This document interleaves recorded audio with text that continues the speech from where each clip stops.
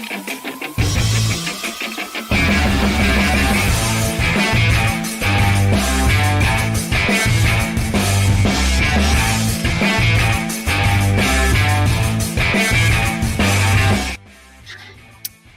up, everybody? Welcome to another edition of Drive for Show, DFS for Dough here on RotoGrinders. Happy to be back talking golf. Mentioned that last week was maybe the week that the PGA Tour season, quote-unquote, starts for a lot of people. Fun event at Torrey Pines with a few guys there in the mix, heading down to Sunday afternoon. But I was rooting for Sung J M as my one-and-done pick last week, so I could have been the epic troll for Noto to have him win the week after, but ended up coming just a couple of shots short. I know Noto was rooting for Stevens, who was 100-1, who finished just a shot or two back there at the end of the day also. But was a fun week of golf. Always like watching at Torrey Pines. Your winning score was like 8 under par, so was a fun week of golf. And Noto, I know you had another good week on the DFS front, so good start to the year for you. Yeah, great start to the year. Said it a couple times. It's 2025, year of the RG golf community. We had a bunch of screenshots in the Discord too. So join the Discord if you haven't. It's free. It's fun to sweat lineups and complain when our golfers make bogeys and miscuts. And it was a good week. If Sam Stevens just if English would have had one more bogey there at the end, we could have had a real sweat with the 100-1. But can't complain. How did you end up doing? Yeah, I actually ended up just doing 3 lineups last week and ended up cashing with 2 of them. Had a profitable week, but and had one that was in the mix in like the top 200 or so there on Sunday afternoon. But the back 9 played pretty tough on that course, so the holes remaining weren't exactly a huge benefit there with the way the back 9 plays at Torrey, and probably would have needed Sung Jae to take it down to move up into any significant cash. But it was still a solid week. Cashing in the Mayo one and done right now. If it was done through 3 weeks, I'd get about 3x my money back. So, it's been I'm glad you all got me into that. And I know our pal DB is in like 4th place in that right now. So, and your Jason Day pick last week looked pretty hopeless after the first day, but he ended up making something out of it too. So. Yeah, just remember I get 10% finder's fee for both you and Dan's entries. So, I'll take those at the end. But yeah, that's a great start for you guys. Sung Jae. Yeah, I got a lot more of Sung Jae in my MME builds after you kind of made a case for him last week, and had a great week. So yeah, props to you for the Sung Jae call. Didn't see Harris English coming. I mean, he didn't have very good course history. He does tend to play like really difficult courses as well. So I guess I should have just had a little bit. And I think they said at one point, I was watching it on Saturday, and they said I think it was on like 12 or 13 that he'd only hit one fairway on the day. And he was like still 1 under par. So, and usually that is not how it goes down at Torrey Pines if you're missing fairways. So, yeah, I don't know. He pulled out the Patrick Reed, Billy Horschel magic on Sunday there. Yeah, he said, I guess he was in contention here years ago and said he drove it just as bad as he did then, but, knew where to miss it around the greens. And he got such a good short game that he was able to get up and down a bunch on the back 9. So really impressive from him. I think he was first in the field, the strokes game putting, or second in the field. But Stan Stevens had a big week, and we're going to see Torrey again here in a couple weeks. And like we said, it's just a course that really benefits those that can get it out there a little bit off the tee and have a good around the green game. Yeah, I mean, it's really getting into the heart of the PGA Tour season now, and on cue after Torrey Pines, we have our first elevated event of the season. So you may recall this is a trend that started last year, trying to get more bigger prize purses to some of these guys, and most of these are no-cut events. So Pebble Beach is the one Pro-Am that they converted into an elevated event. So there's only 80 golfers in the field. This is the second year of that, with this tournament being an elevated event. So it used to be another one with a 3-course rotation. They've cut it down to 2 with the fact that it's only 80 golfers and then and everybody getting 4 rounds. So the weekend rounds, I forget if the amateurs don't play or they don't play on Sunday. I can't remember how they handle it here, but 3 of the 4 rounds end up being on Pebble Beach, and 1 of the 4 rounds, the first 2 days, is on Spyglass Hill, or they just cut down the amateurs after the first 2 days, maybe is how it goes. But in any case, 3 of the 4 rounds will be on Pebble, 1 round on Spyglass Hill. No 3-course rotation at this tournament anymore, which at least you get more shot tracker. The 3-course ones tilt you a little bit more, so you should be a little more pleased with 3 out of 4 rounds with shot tracker again this week. So you didn't see the news? I didn't see the news. First time ever, they're doing double shot tracker. Oh my goodness! What strings did you pull? I know. They've been watching the show, trying to do what they can to help us. Officially in on course rotations now.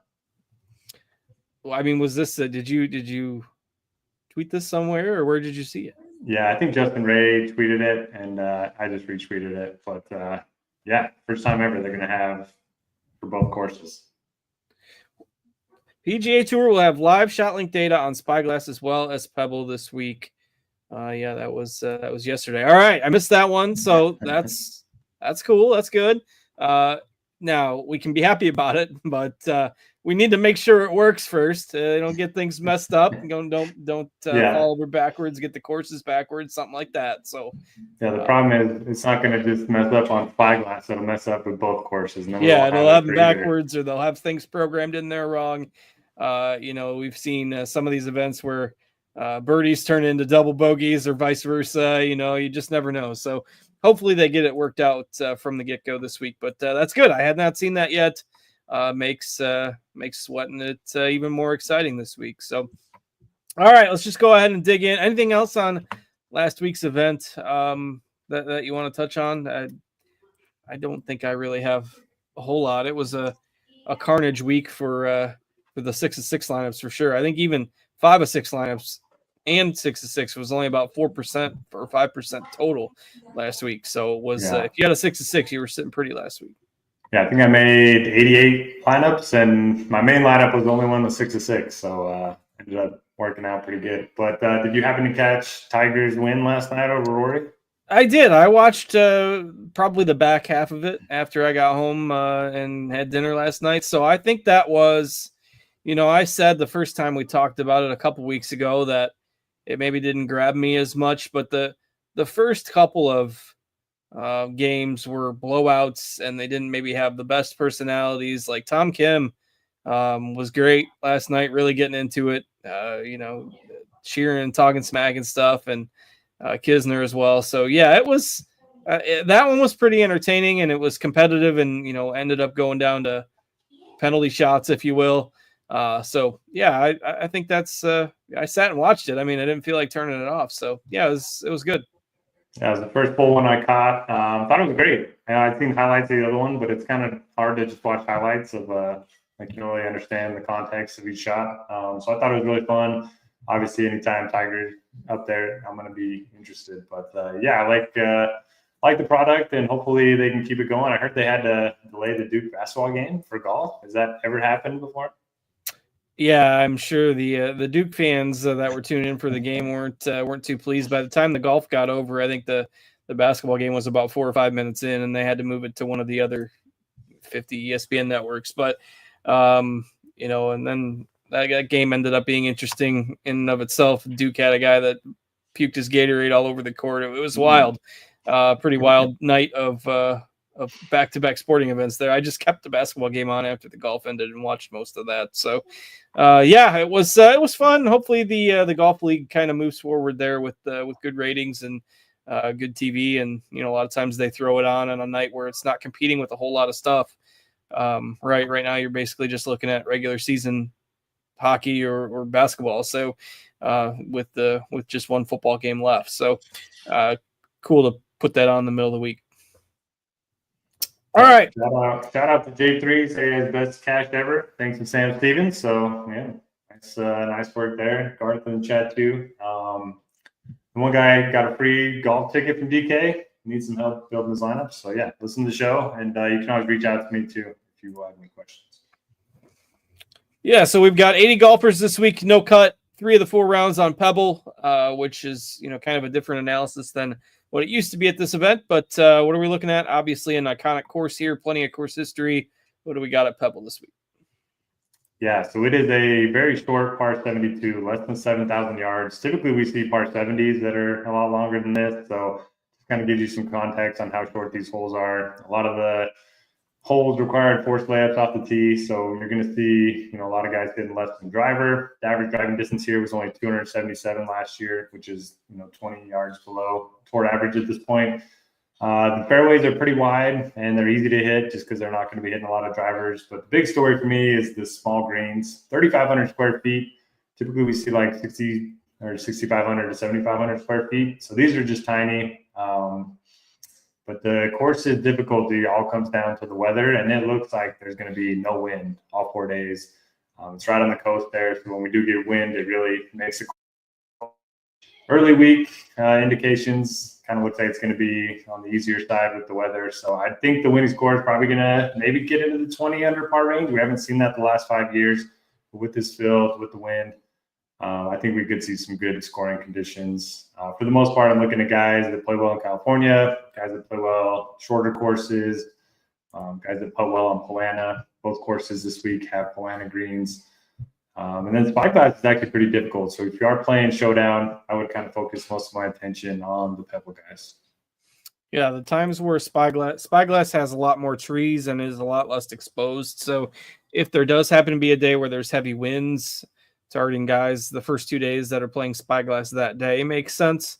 But as Noto mentioned, the forecast seems pretty calm, although it was supposed to be pretty calm last week too. I know Roth updated his forecast afterwards because they actually ended up having a wind delay on, I believe, the second, can't remember if that was the second round or third round, but one of those days they ended up having a wind delay, which was unexpected. So you just never know sometimes out in California when stuff's going to pick up. But as of now, looks pretty quiet this week.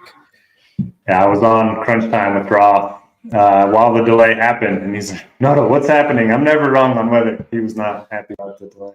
It was kind of funny. Yeah, and then he surmised that, maybe the fire's kicking up winds or something, hey, who knows?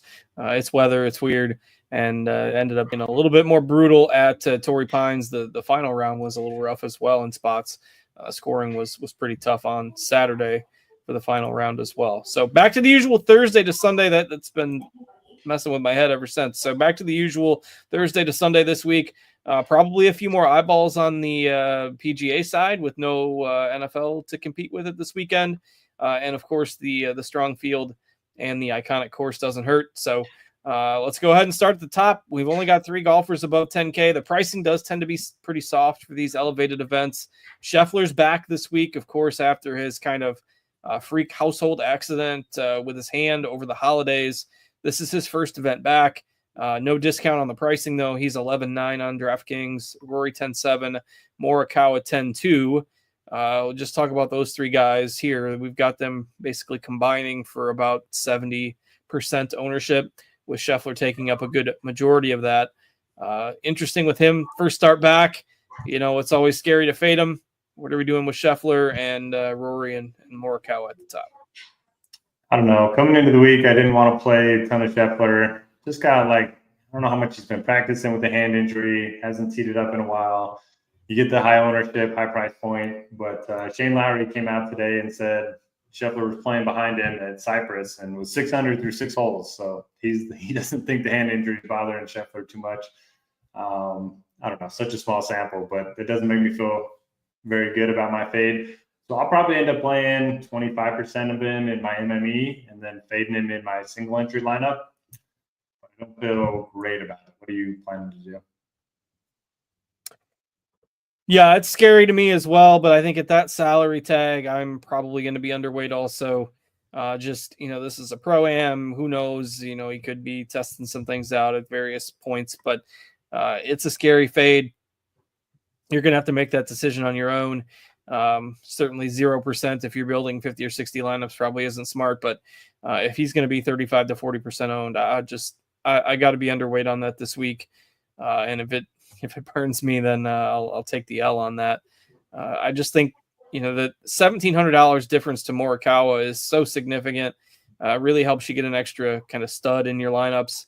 And at 10-2, a perfect course for Morikawa, emphasizes the ball striking, 3 rounds on Pebble now. I think Morikawa is the play there if I'm choosing among the 3. Don't mind Rory in tournaments also, but so I'll probably be underweight on Scheffler, so we can commiserate together on how stupid we look after, Friday afternoon. At least we're in agreement. I mean, for the first half of last year, I was all in on Scheffler. You were kind of underweight. In the second half, I was underweight. You were all in. Turned out you just needed to be all in on Scheffler all year.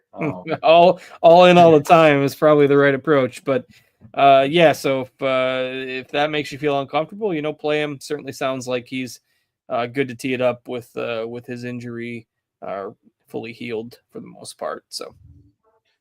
All right. I'm with you. Love Morikawa is my favorite. Yeah. And good guy.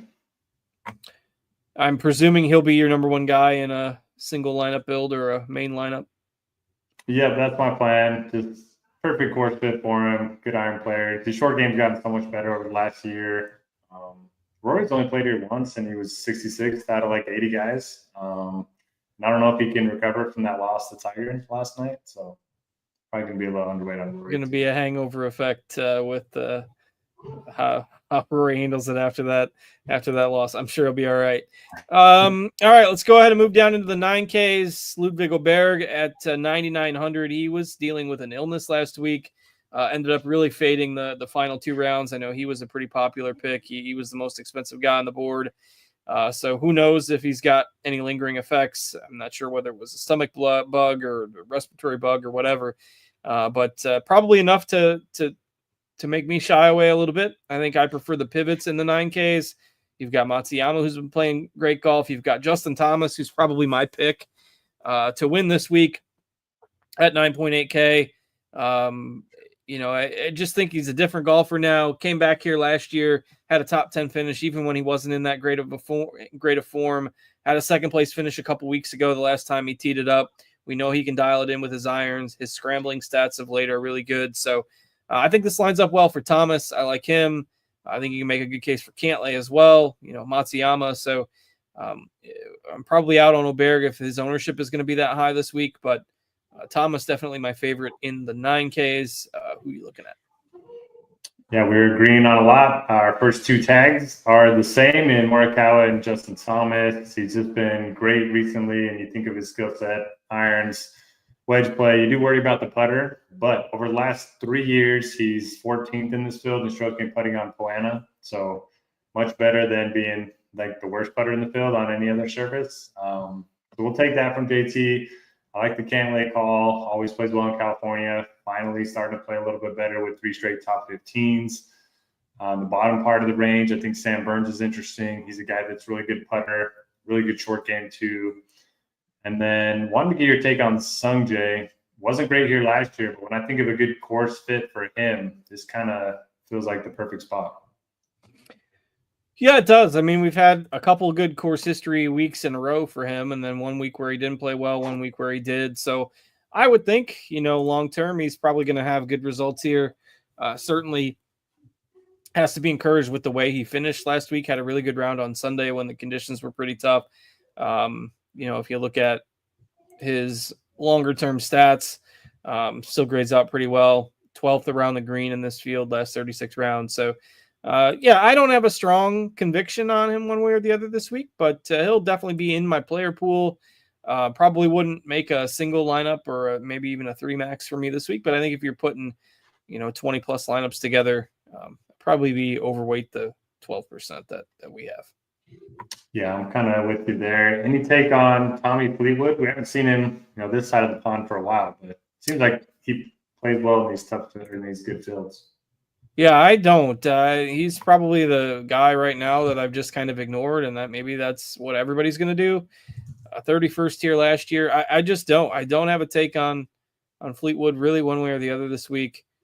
I tend to narrow down my player pool quite a bit, so he's probably out for me. But, I know Noto in the survey said he was going to try to cut our expert survey said he's going to try to cut his player pool down to 35 this week, and I got a chuckle at that. As I don't think I've rostered 35 guys in a week ever, at least not for several years. So that's child's work for me. I'll probably be down in the 16 to 18 range this week. So probably no Fleetwood for me. Yeah, I'm usually trying to cut it to 50 and struggling, So but I play a lot of guys. It's working for you right now, whatever you're doing. So just keep it up. Yeah, I'm getting lucky. But I play a lot of like 6 to 8% guys. Yeah. Instead of and a question, because I saw your tweet when you posted your win on Saturday. Was that an intentional contest selection, or was it a some of the main stuff is full and I'm going to enter these instead? So no, lately I've been doing for my main lineup, I try to just do single entry stuff and not chase like the 1,000 entry one. And then I also had like 80 lineups in the big MME, the big $20. Okay. Just didn't hit first place or whatever in that one. Yeah, so I think that was my best team in that one too, but I ended up like 100. Yeah. So the single entry stuff is the one that was also happened to be your best lineup. Yeah. I thought just on the surface, based on the contest you posted, it almost had the look of what you entered, what was available last minute. You know what I mean? Mm-hmm. Like it was just the smaller contests were still available or something. But that makes sense now that you explain it that way. All right. Anything else above 9K you got to take on Fleetwood? I would probably like it more if it was expected to be windy. He's one of those guys that's a grinder, you know. If this is a birdie fest, I don't love his chances, but I think he's fine. I wish he was a little. I kind of was a little surprised at the price tag. Figured he'd be in the 8s. Not that it's not that he's wildly overpriced by any means, but I just expected his odds to be a little bit longer, I guess, than they are this week. So, all right. Speaking of the 8s, let's go ahead and move into there. I don't love this range quite as much. Like those 9Ks a good bit, but Jason Day at 8,900, I think is fine. Been playing well, but Hovland on a course that prioritizes around the green is a no thanks. Connors, I think, is okay as well, but again, if it turns into a putting contest, I don't know if I trust him. Keegan's been playing real well. I don't know, especially the upper part of the 8s. I'm just not super sold on a lot of these guys. Zalatoris, hit or miss with the short game as well. Like I just don't love the course fit for a lot of these guys. The high 8s, probably a low exposure range for me. You got anybody that's suiting your fancy a little bit more than me? With you for the most part. I do like Jason Day. T32 last week, and he lost 6 strokes putting. Usually that's like what he's good at. And the week before at the Amex, he was T3 and he lost a stroke putting. Now that was only 2 rounds at that course, but still off the tee, he's been doing well. The approach game, it's usually not great if you look at the large sample, but he's gained 3.2, 3.7 strokes on approach the last 2 events. We know the short game's always good. We know he likes his course a lot. So I do like Jason Day. And then I'm kind of with you. I don't really love anyone until we get down to like McNeely and Shane Lowry. I think they're both pretty interesting. Yeah, McNeely definitely my favorite in the 8K. I think Pendrith is fine as well. It just continues to pepper the leaderboards. Not necessarily maybe the best course fit for him, but with his form, I'm fine playing Pendrith. McNeely definitely my favorite. If you haven't heard, he's a local. He's played this course hundreds of times. If you haven't heard it yet, you'll hear it at some point from somebody throughout the week. So you heard it here first. But McNeely tends to play well in California. Last week, notwithstanding, if that lowers his ownership a bit, certainly fine with that. So 8,100, McNeely, definitely my favorite play in the 8s. I'll let you talk about anybody else you want to above 8,000 there. Yeah, I think that's it for me. I'll play some Lowry because he does have good iron play. Decent short game. He did miss the cut last week, but he was on the number, so I can forgive him for that. And yeah, I just don't feel great about anybody else. Finau's kind of coming off that injury. Zalatoris had to withdraw last week, so I'm kind of playing a bunch of 9s and not a lot of 8s this week. Yep, in the same boat, and then going down, so 9s and 7s is kind of most of my range. We've seen on the 7s, you can make different cases for a lot of guys. I think this is really interesting. Could be the spot that makes or breaks lineups because we've got ownership spread out quite a bit in the 7s. The highest ownership, Gracerman at 17, Adam Scott right now at 11, Henley at 13. A lot of times you can make the argument for the putter and the irons at Pebble Beach. So I know that Scott Hondizel on Spieth this week. We got to go back to talking about him. Tom Kim, maybe with some momentum after that TV performance last night. He was just having a blast, and he was really hitting the ball well. Whether simulator golf translates to Pebble Beach, who knows? But he really was hitting it well last night. Hostler used to have the narrative, hey, he can only play in Texas, but now that seems to be He can't play in Texas, but he can play other places, has really good results here. Scott's pretty cheap, so I like the 7K range. Who were you looking at in that upper part? Yeah, I like Scott a lot. Always plays well in California. I was T20 here last year.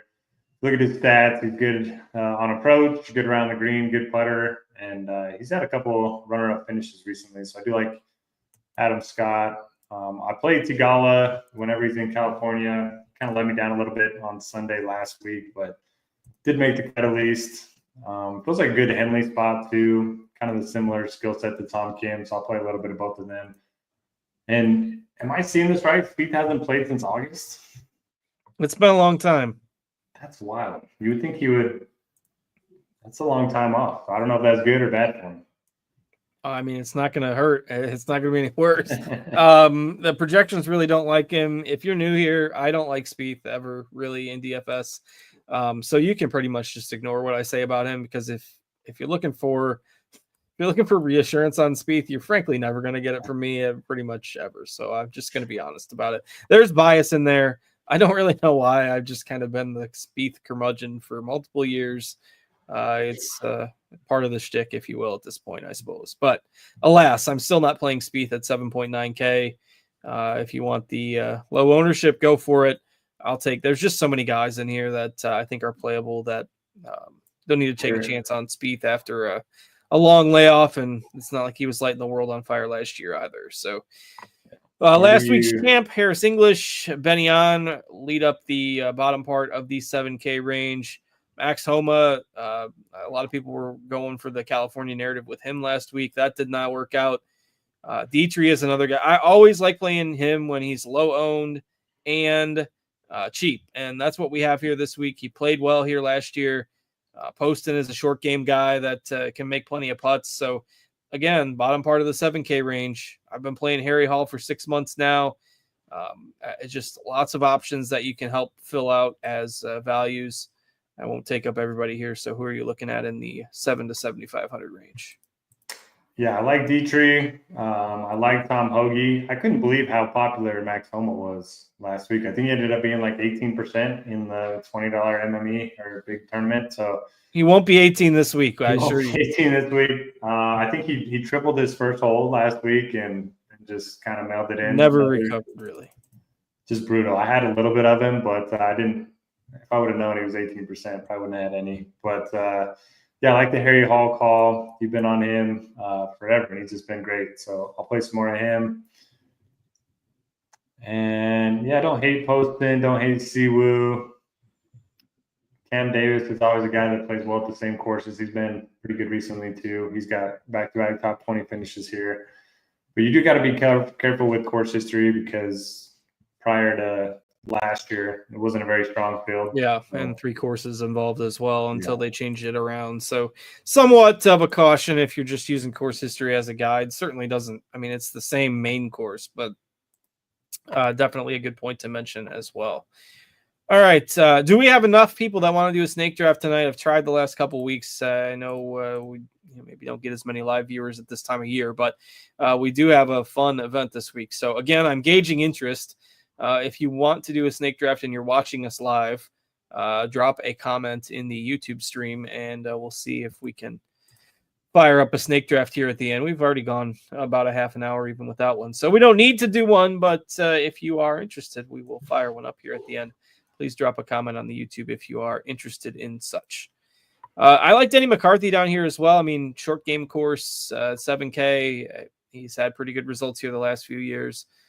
So I'll play some McCarthy at 7K. Feels pretty cheap for him also. Anybody else above 7,000 for you?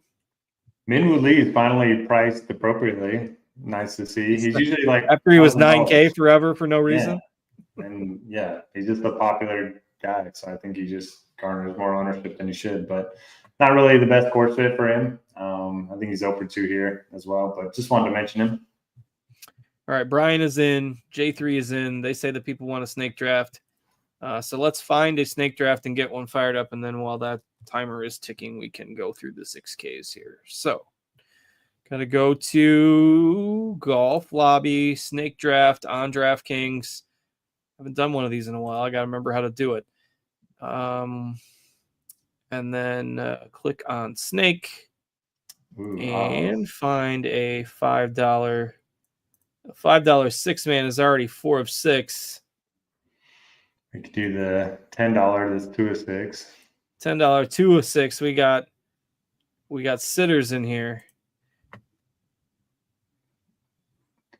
All right. Let's do this. I think it automatically creates a new one. Wait, why don't you and I just fill up that one that's 4 out of 6 so that it creates a brand new one? Smart. You've won a ton of money the last couple weeks. You can afford to go 2 $5 drafts. Do one on the side. Yeah. Perfect. All right, so we'll fill that one up, but that won't be the official draft. I'll probably end up missing a pick on that and getting auto drafted, but that's okay. Hey, I got the first pick in that one. All right, that'll be my exposure to Scheffler for the week. All right, so now hopefully that creates a new $5 snake draft that's 0-6, and then we don't have to. Everybody who wants to get in can get in.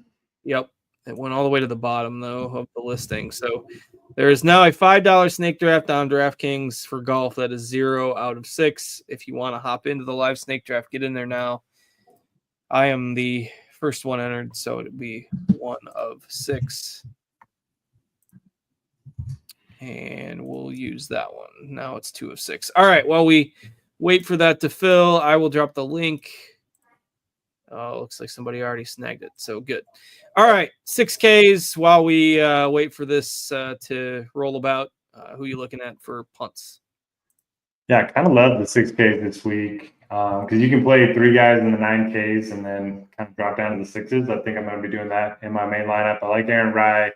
Missed a cut last week on the number, but it just wasn't a great course fit for him. His strengths are approach and short game. I like... Who else was I? How about Griffin? You like the shorter courses? Yeah. So Griffin and Cole, they're back. I was out on them last week. They both struggled. Back in on both this week. Cole's at 68. Griffin's at 66. So I'll definitely be overweight on both of them. I like your boy Van Zuiden out. Was it Andy today that brought that up? Yeah. Blurb that I wrote about him 5 years ago or something. I referenced the name. And sadly, I haven't made that sort of fame for myself, but that's okay. Sounds pretty good. He's just a great putter and decent iron player too. He's got a couple top 20s here. Who else are you looking at in the 6s? Yeah, I'm in agreement with most of those guys. I'll take some, YOLO shots on some of my guys that I play a lot down here. Novak on shorter courses, I think is fine. Jaeger, Dunlap are guys that I've played quite a bit. Dunlap, I tend to like more on the longer courses, but I can't resist playing some of him. So a lot of guys in that 66 to 6,800 range, a few that you mentioned, and then probably add those guys on. Probably not going all the way down below like 60. Seabez at 64. Probably as low as I would go this week myself. So, all right, we're filled up, and I will hopefully share the right snake draft screen here. I got the third pick in this one, and Noto got the second picks. Present screen. Of course, if you are not interested in following along with a live snake draft, feel free to hop off, but give us a thumbs up on the YouTube stream if you like. You can subscribe to the channel, click the notification bell, get notifications whenever we go live. We do this every Tuesday evening after NBA lock this time of year, so check us out, RotoGrinders.com. Nice to see some familiar faces, a couple new names in here, but should be a fun draft. Got to try to make sure I don't get auto-picked in the other one, so I set mine to auto-pick. Rolling with it. And there's probably, I don't think there's anybody up near the top that has withdrawn, so that's fine. Given my record in snake drafts, it's probably going to be my best weekend. The auto-picked one will be the one you cash. You're rolling right now. Everything will turn to gold. So big question for you. Are you going JT? Yeah, we both I picked JT to win. He's my one and done play this week. Have you picked out your one and done play this week? Yeah, I think I'm going Morikawa, but debating JT as well. Yeah, between those two guys. Don't want to use Scheffler yet with the unknown. There'll be plenty of times where we can use Scheffler in a big event. So saving Rory, as this is not a course he's played that much. So it was between Morikawa and Thomas for me as well. Right now I've got Thomas locked in there. So probably we'll stick with that. Ooh, McNeely in the first round. I like it. ADP is irrelevant. And it probably wouldn't make it all the way back around to 18 or whenever J3 picks again. So if you want him, take him. He's dedicating his draft to Dean. Shout out, Dean.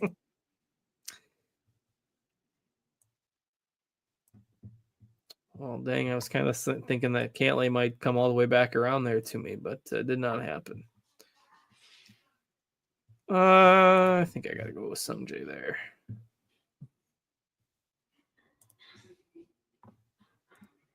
Nope, I just got auto-picked with Sam Burns in the other draft and Hovland, who I absolutely hate. So, all right, that one's going to auto-pick. Hovland was great here in college, if that means anything to you. It just doesn't seem like it would be a Hovland course. Yeah. With the chipping, but. Ooh, Jason Day. Great. All right, got to make sure I don't get stuck with Hovland in both of them. That is one thing I definitely don't want. Okay, so Denny's 20th in ADP. That's telling. He's too cheap in DFS. Yeah, I'm surprised he's that cheap in DFS.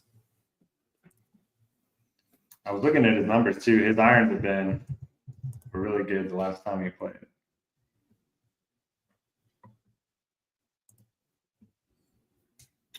Yeah, he gained 4.5 strokes on approach at the Sony. That'll play wherever you're at, for sure.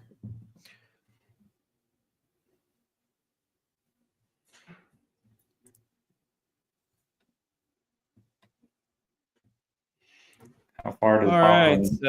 shoot, I was kind of looking for Tom Kim there. I don't love Finau this week, but taking him at 22 seems fine for a upside pick. Gotta go Hovland. Wow, Hovland's still there. I took him. Yeah, I just couldn't believe he was still there. I didn't even put together that he was still there because the name was just off of my radar.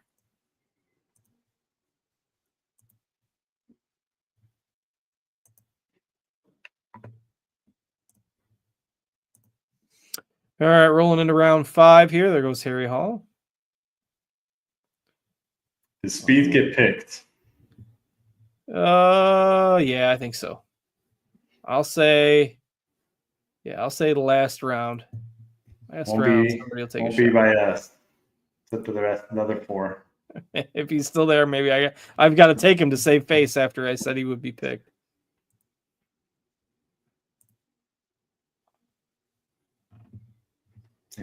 This draft is flying. I love it.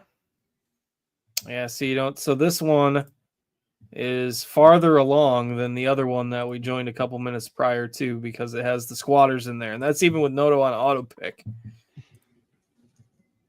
There's Spieth, 6th round. Oh, Earlier than expected.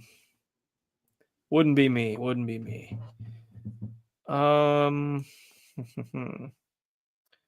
Losing my earpiece here, trying to make a pick. I will go with Poston. don't love anyone.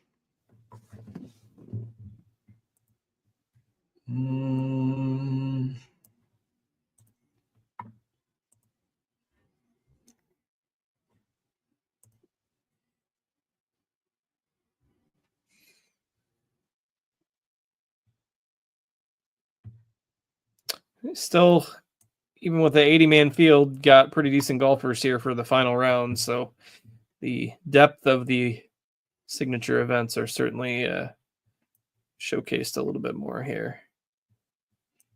Yeah, who's not here? Xander.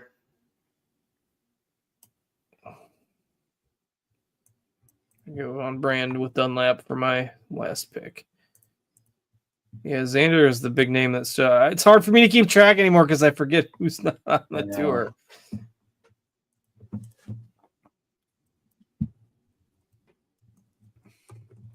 Pull up the standings and see whose name doesn't stand out to me. Xander's the only one I thought of off the top of my head.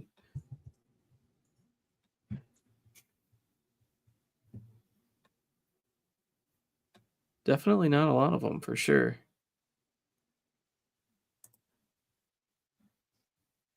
Keegan's 11th in the world. That's crazy. The stash is paying off for him. Yeah, I didn't. All right. Stash. With that, we are all set for this week. Morikawa, Burns, Day, Hovland, Lowry, Benyon, and Aaron Ride for Noto. Thomas, M, Pendrith, Finau, McCarthy, Poston, and Dunlap for me. And with that, we can put a wrap on the show for this week. Always like doing those when we can get enough people. So hopefully we can keep it rolling. Next week, super fun tournament, the Waste Management Phoenix Open. Always coincides with the end of football season. So I know it's one of both of our favorite events of the year. So we'll be back next Tuesday to break that down. Same time, same place. Until then, we hope you all have a great week. Good luck in all your contests. Thanks to Noto for joining me. I'm Justin. Thanks to Steve for producing behind the scenes as well. And have a great week, everybody. We'll catch you later.